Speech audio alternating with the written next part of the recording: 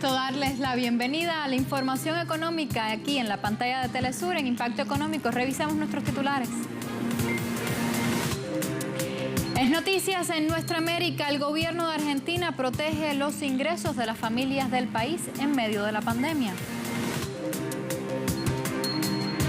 En contexto, ampliamos la información sobre las medidas coercitivas que aplica Estados Unidos y Europa contra Siria.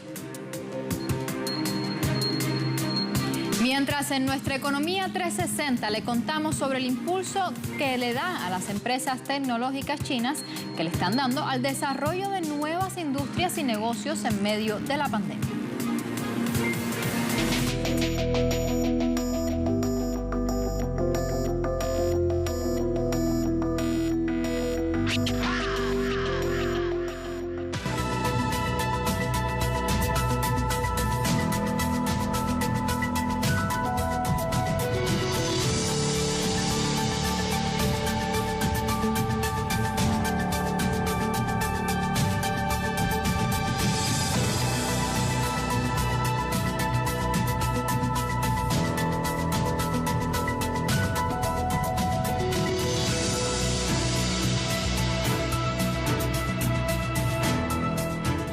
Iniciamos. El gobierno de Argentina, conducido por Alberto Fernández, amplía el alcance de protección a las familias del país en medio de la crisis sanitaria provocada por la COVID-19. Los detalles al respecto los tenemos a través de la siguiente historia. Veamos.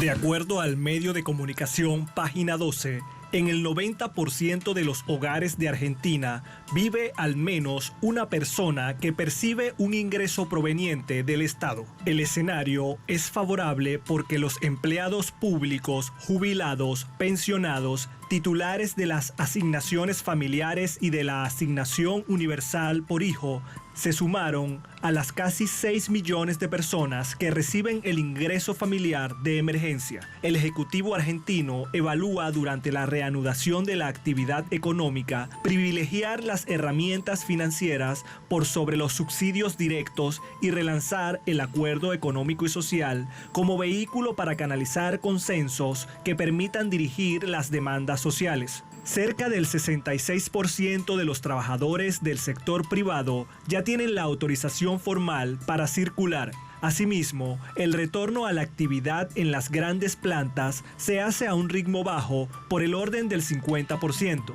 Por otra parte, el Ministerio de Desarrollo Productivo refiere que el 60% de la industria nacional sufre caídas de facturación en términos reales mayores al 30% interanual. El escenario es peor en hoteles, restaurantes, recreación, cultura y algo mejor en transporte y almacenamiento, comercio y construcción. En contraste, los sectores que operan en positivo son el de los medicamentos, carne vacuna, pastas, panificados y agroquímicos.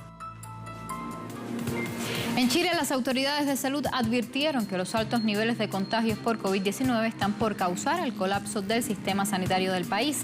Según el subsecretario de Redes Asistenciales de Chile, Arturo Zúñiga, la región metropolitana tiene un 95% de ocupación en las áreas de cuidados intensivos, colocando al país en riesgo de colapso sanitario a causa de la pandemia.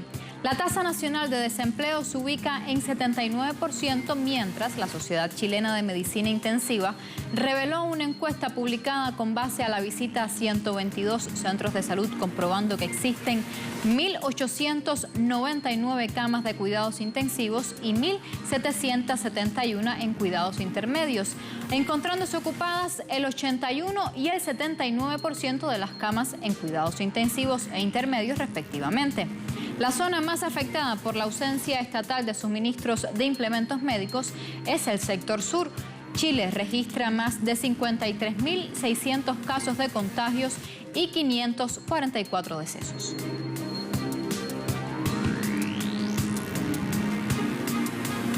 Mientras en Bolivia investigan un presunto sobreprecio en compra de respiradores por parte del gobierno de facto. Ampliamos los detalles en el portal de nuestra casa informativa telesurtv.net.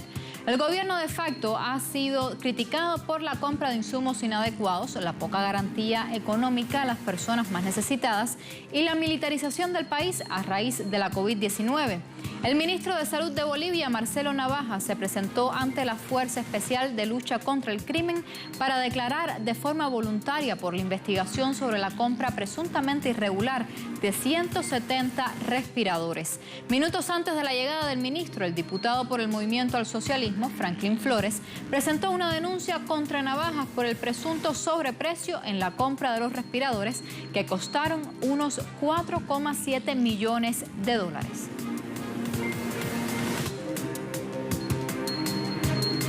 En otro orden de informaciones, la Federación de Estudiantes Universitarios de Ecuador, a través de un comunicado, convocó a una jornada de movilización social para el próximo 25 de mayo en contra de las medidas económicas del presidente Lenín Moreno.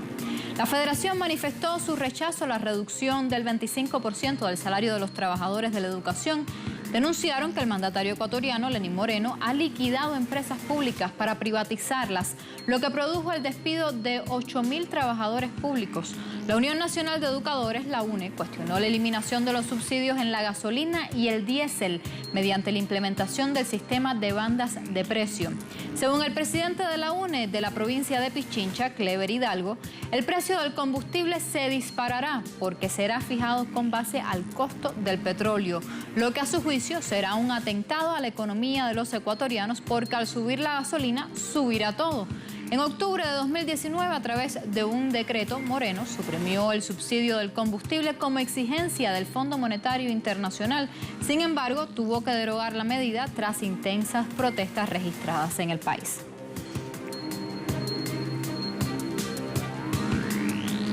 Los gobiernos de Venezuela e Irán estrecharon relaciones de cooperación en el marco del respeto y la consolidación de un mundo multipolar. En este sentido, el ministro para el Turismo y Comercio Exterior de Venezuela, Félix Plasencia, sostuvo un encuentro con el embajador de la República Islámica de Irán, Oyatollah Soltani, con el objetivo de fortalecer el motor comercio.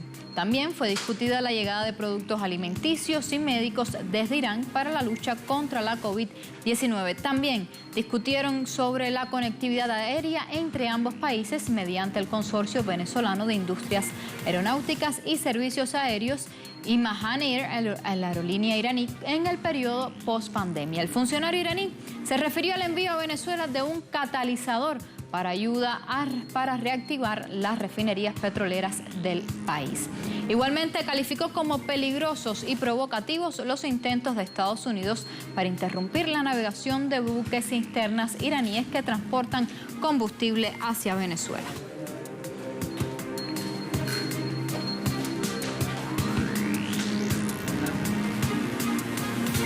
Hacemos una primera pausa. Al regreso tenemos en contexto la repercusión de las sanciones de Estados Unidos y de la Unión Europea contra Siria. Ya volvemos con más información aquí en Impacto Económico.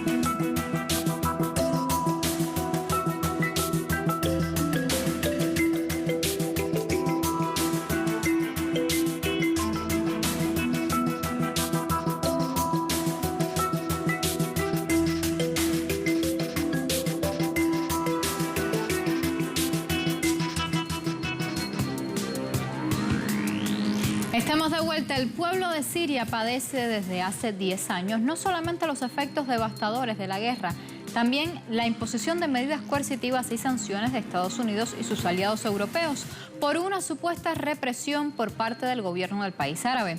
Ponemos en contexto el alcance que han tenido estas sanciones contra Siria y la repercusión más directa a su economía en los últimos años. A finales del mes de abril del año 2011, Estados Unidos comenzó la aplicación de medidas coercitivas contra el presidente de Siria, Bashar al-Assad, funcionarios estatales y familiares del mandatario. En junio de ese mismo año, el Departamento del Tesoro estadounidense incluyó al Banco Comercial de Siria y sus filiales en Líbano en su lista negra de las empresas afectadas por la congelación de activos. Washington también prohibió a sus ciudadanos invertir en exportaciones a Siria, así como las importaciones estadounidenses de productos petroleros. La Unión Europea se unió al cerco contra el presidente sirio, extendiendo medidas similares a las de Estados Unidos para afectar la economía del país árabe. En mayo de 2011, impuso en una lista de sancionados al mandatario sirio y altos funcionarios, procedió a congelar activos, prohibió viajes entre ambas regiones y aplicó un embargo de armas a Siria. Otra de las acciones arbitrarias están relacionadas con la prohibición de importaciones de crudo sirio por parte de la Unión Europea, sanciones contra su sector financiero, así como la prohibición de comercio de oro y otros metales preciosos. Las acciones de bloqueo han dificultado a Siria su relacionamiento comercial a lo largo de los últimos años y en el contexto de la actual pandemia sanitaria por la COVID-19. Tanto Estados Unidos como la Unión Europea no han bajado la guardia. El presidente estadounidense Donald Trump decidió extender el pasado 8 de mayo de 2020 las medidas unilaterales por otro año. Por su parte, la Comisión Europea presentó en mayo de 2020 una guía para ayudar a los actores humanitarios a realizar su actividad en Siria en medio de la pandemia del coronavirus, también en el mes de mayo del presente año. No obstante, el supuesto apoyo humanitario se hará sin contravenir las denominadas sanciones de la Unión Europea.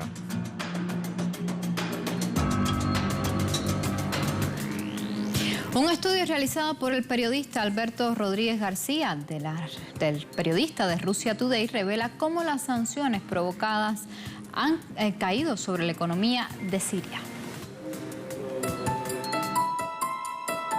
Un estudio de Alberto Rodríguez García, periodista especializado en Oriente Medio, propaganda y terrorismo del portal web Russia Today, señala que el asedio y robo de los recursos sirios por parte de Estados Unidos no debe entenderse en términos económicos sino políticos. En ese contexto indica que el gobierno estadounidense no busca enriquecerse, sino que con las sanciones busca asfixiar la economía siria para llevar al país al límite, provocar más inestabilidad y evitar que el gobierno sirio sea el ganador de la guerra.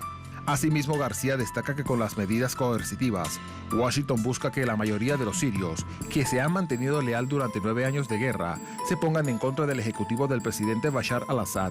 En ese sentido, el periodista de RT precisa que con las mal llamadas sanciones, el valor de la lira siria se desmoronó en diciembre de 2019, después de que la administración del presidente estadounidense Donald Trump aprobase más medidas coercitivas contra Damasco, una realidad que golpea el poder adquisitivo de los sirios. Y es que en enero pasado, la moneda local alcanzó su valor histórico más bajo, siendo $1 por 1.230 liras sirias, mientras que antes de las sanciones en 2011, el billete verde se cotizaba por 50 liras sirias. En su análisis, García agrega que la guerra ha generado una nueva élite de usureros que, aprovechando las sanciones occidentales contra los empresarios asociados al gobierno, han sabido lucrarse a costa del conflicto, creando redes para enriquecerse junto a los señores de la guerra, contrabandistas e incluso algunas ONG.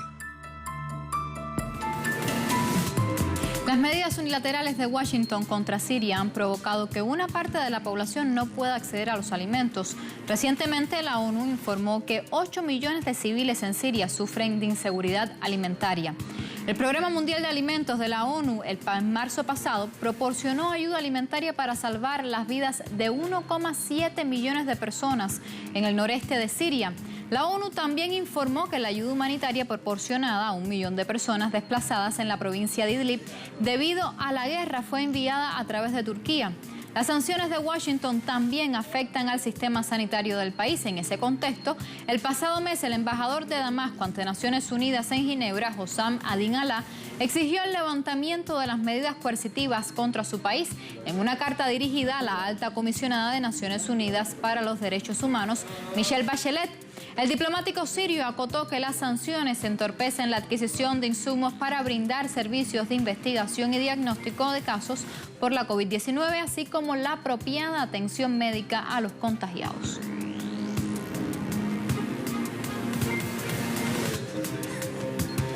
Sin embargo, a pesar de los años de guerra terrorista impuesta en Siria, se recupera y lleva a cabo enormes esfuerzos para protegerse de la pandemia por el nuevo coronavirus. Veamos algunos datos cortesía de la agencia árabe siria de noticias en materia alimentaria, petrolera, de infraestructura e inversión pública. Hasta el 10 de mayo de 2020, el Consejo de Ministros aprobó un monto equivalente a $600 millones para comprarle a los agricultores toda su cosecha de trigo, de 2.900.000 toneladas. El área cultivada en esta temporada se estima en 1.355.000 hectáreas, con una tasa de implementación del 75%. En la provincia de Alepo, más de 112.000 hectáreas fueron sembradas con trigo en regadío, con una tasa de implementación del 75%, mientras casi 163.000 hectáreas fueron sembradas con trigo en secano, con una tasa de ejecución del 88%. La Comisión para Asuntos Económicos y Energéticos del Parlamento sirio examinó el proyecto de ley que estipula la ratificación del contrato firmado entre Siria y la República Islámica de Irán acerca de la exploración, desarrollo y producción del crudo en el bloque 12 de la región nororiental de Bucamal. El gobierno aprobó un plan para recuperar la actividad económica y decidió crear 75 mercados populares. En la provincia de Homs se incluyó la rehabilitación de la infraestructura de servicios para 150 torres residenciales y 101 edificios en el suburbio de Baer. Mientras tanto, las autoridades de los Ministerios de Agricultura y de Recursos Hídricos trabajan para aumentar las áreas sembradas de algodón, uno de los cultivos estratégicos en Siria. Ambos ministerios garantizan los requerimientos para la producción de fertilizantes e insecticidas, además de rehabilitar las redes de irrigación que fueron dañadas por el terrorismo. Marcamos otra pausa, pero a la vuelta revisamos cómo China ha ampliado la tecnología en medio de esta pandemia por COVID-19. Ya regresamos y le ampliamos.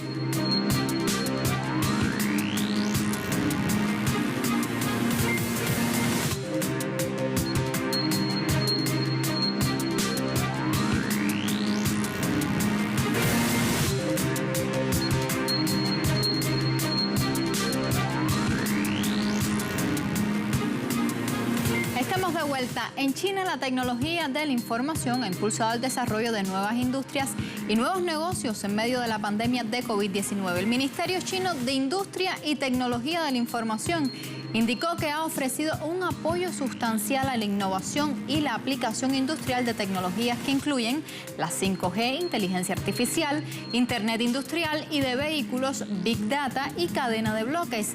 En ese contexto, precisó que nuevos tipos de negocio como la educación a distancia, el teletrabajo y las compras en línea se han desarrollado rápidamente. El organismo estatal añade que para hacer frente al coronavirus, el sistema industrial y de información de China ha hecho planes generales con el objetivo de prevenir y controlar la pandemia y a su vez promover el desarrollo económico del país. Mientras tanto, el mercado automotriz de la Unión Europea registró una caída en el cuarto mes de este año.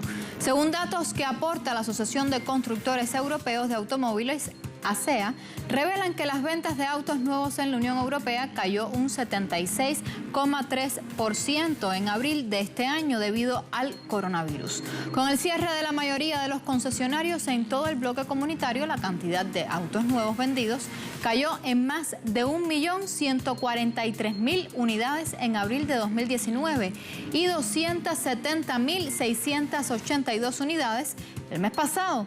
Los países más afectados son Italia y España, que sufrieron las mayores pérdidas con caídas de un 97,6% y un 96,5% respectivamente. Alemania tampoco quedó a salvo de la contracción al registrar una disminución de más del 60%.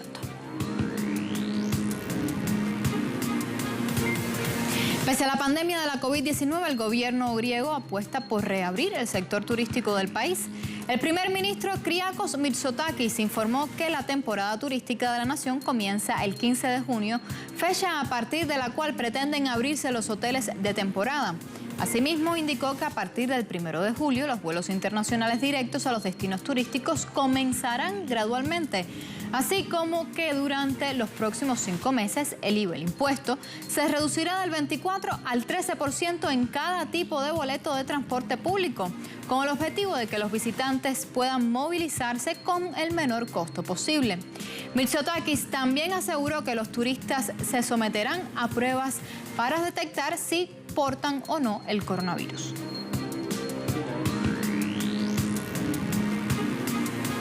Y la Agencia Federal de la Red de Alemania decidió eximir por 20 años al gasoducto Nord Stream de las reglas de la Directiva Gasística de la Unión Europea en el territorio alemán. Así lo informó el servicio de prensa de la operadora Nord Stream AG. La excepción está en vigor desde el 12 de diciembre de 2019, fecha en que se aprobaron las enmiendas a la ley sobre la energía en Alemania. El gasoducto Nord Stream, inaugurado en 2011, se extiende por el fondo del mar Báltico desde la costa rusa hasta Alemania y consta de 2 tuberías con una capacidad total de 55.000 millones de metros cúbicos anuales.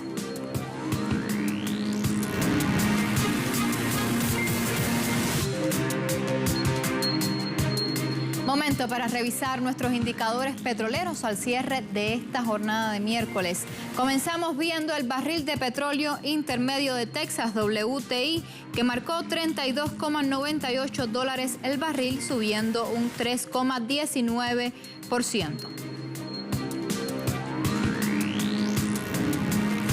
El barril de Brent de referencia en Europa se ubicó en $35,36 el barril, subiendo un 2,05%. Por último, revisamos el crudo venezolano, que se ubica en 104,75 yuanes, con un alza de 9,61 yuanes al cierre de la semana pasada.